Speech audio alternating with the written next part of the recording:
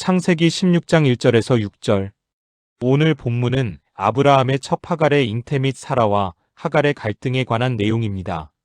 이 당시 아브라함은 하나님으로부터 구약 선민 이스라엘 민족의 최초 직계 조상으로서의 소명과 언약을 받은 후 오직 그것을 믿고 순종하여 모든 것을 버리고 가나안으로 이주하여 정처 없는 유목 생활을 10년 이상 계속하고 있었습니다. 또한 하나님이 아브라함에게 거듭하여 주신 언약의 골자는 땅과 후손의 약속이었던 바, 이것들은 모두 무엇보다도 아브라함 자신에게 자식이 있어야만 이루어질 내용들이었습니다. 따라서 아브라함에게 있어서 자신의 대를 이을 자녀의 출산은 모든 자연인의 일반적 소망이라는 차원을 넘어서 그의 전생애의 의미를 구현하기 위한 절대 기본 조건이었던 것입니다. 그리고 이처럼 중대한 상속자의 출산은 하나님이 처음 약속해 주신 지 벌써 10년이 넘어서고 있었습니다.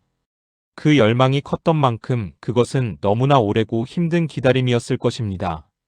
그리하여 마침내 아브라함과 사라는 하나님이 분명히 약속하신 후손의 출산을 사람의 판단으로 당대의 세상 관습을 쫓아 첩을 얻는 방식으로 해결하고자 하는 것이 오늘 본문의 내용입니다. 16장 1절에서 3절. 아브라함의 아내 사레는 출산하지 못하였고 그에게 한 여종이 있으니 애굽 사람이요 이름은 하갈이라네. 여종에게 들어가라.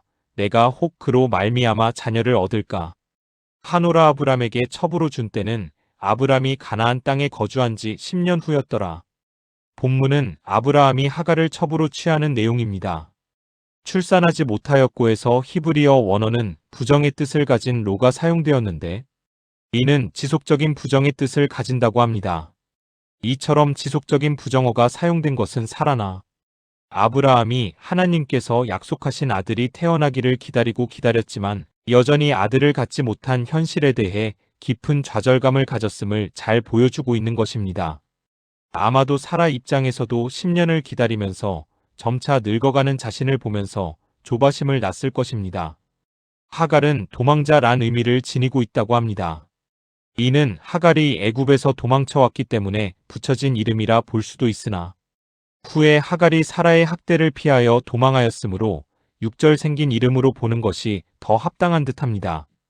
고대 근동에서 아기를 갖지 못하는 것은 여자의 책임이며 큰 수치를 여겨졌으므로 사라는 이러한 비참한 처지에서 벗어나기 위해 남편 아브라함에게 첩을 취하여 관계를 가지도록 간정하였던 것입니다. 아들을 중요하게 생각하는 고대 근동 사회에서 대를 이을 자식이 없다는 것은 곧 그 가문의 몰락을 의미했습니다. 이를 잘 알고 있던 사라는 아브라함 가문을 세우는 일은 비록 자기가 희생되더라도 아들을 갖는 것이라고 생각하고 아브라함에게 첩을 얻을 것을 종용하였던 것입니다. 아브라함은 이미 큰 부족장이었으므로 사라가 이런 인간적인 마음을 먹는 것은 어찌 보면 당연한 것일 수 있습니다. 이에 아브라함은 사라의 말에 그 어떤 반론도 없이 전적으로 수긍하고 동조하였음을 본문은 말하고 있습니다. 이는 아브라함이 후사를 주시겠다는 하나님의 약속을 신뢰하지 못했을 뿐 아니라 가나안 지역의 보편적 관습이었던 일부다 처제의 관습을 극복치 못한 인간적인 허약함을 지녔음을 보여주고 있는 것입니다.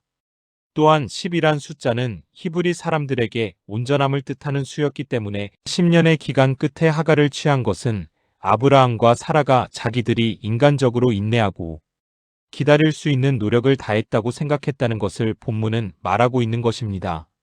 16장 4절에서 6절. 아브람이 하갈과 동침하였더니 하갈이 임신함에 그가 자기의 임신함을 알고 그의 여주인을 멸시한지라. 그가 자기의 임신함을 알고 나를 멸시하니 당신과 나 사이에 여호와께서 판단하시기를 원하노라. 사레가 하갈을 학대하였더니 하갈이 사레 앞에서 도망하였더라.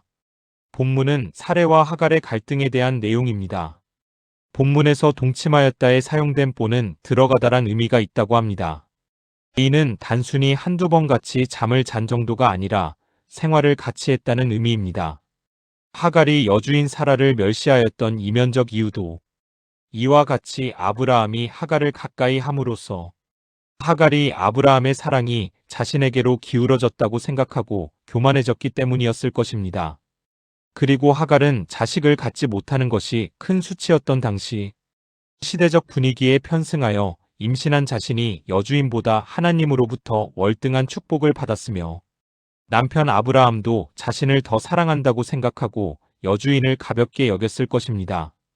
이에 이 모든 것이 남편 아브라함의 책임이라고 사라는 말하고 있는 것입니다.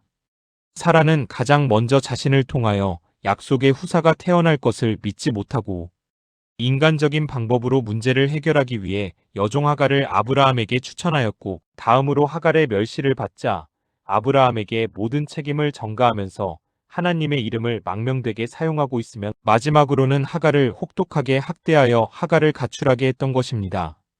이처럼 사라와 아브라함이 하나님의 약속을 기다리지 못하고 인간적인 방법을 택한 결과는 부부 사이의 불화의 연속이었습니다. 즉 순리대로 나아가지 못했다고 본문은 암시하고 있는 것입니다. 아브라함이 하갈을 취한 후에도 15년은 더 지나서야 사라를 통해 이삭을 낳게 됩니다. 결국 75세에 자손의 약속을 받은 이래 25년의 세월이 걸렸던 것입니다.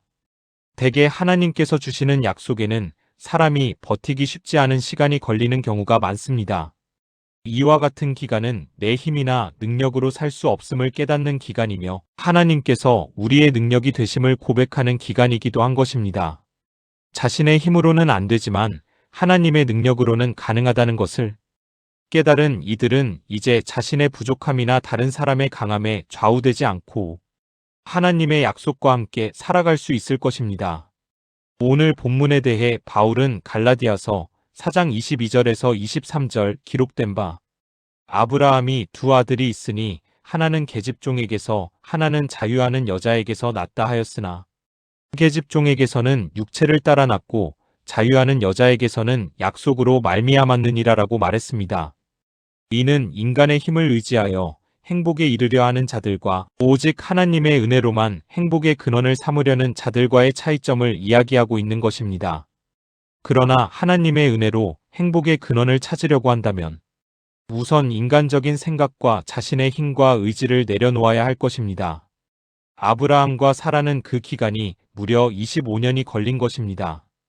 자신이 아무것도 아니라고 고백하고 인식할 그때가 바로 하나님의 능력과 은혜가 작동하는 시기라고 성경은 말하고 있다는 것을 우리는 알아야 할 것입니다. 모든 종교는 내려놓음의 싸움이라고 했습니다. 그러나 기독교가 다른 종교와 다른 것은 그 내려놓은 그 자리에 채움이 있다는 것입니다. 그것이 바로 성령 하나님으로 채운다는 것입니다. 이 시간 나는 과연 모든 것을 내려놓고 그 자리에 성령 하나님으로 채움을 하고 있는지 한번 생각해 보는 시간이 되었으면 합니다.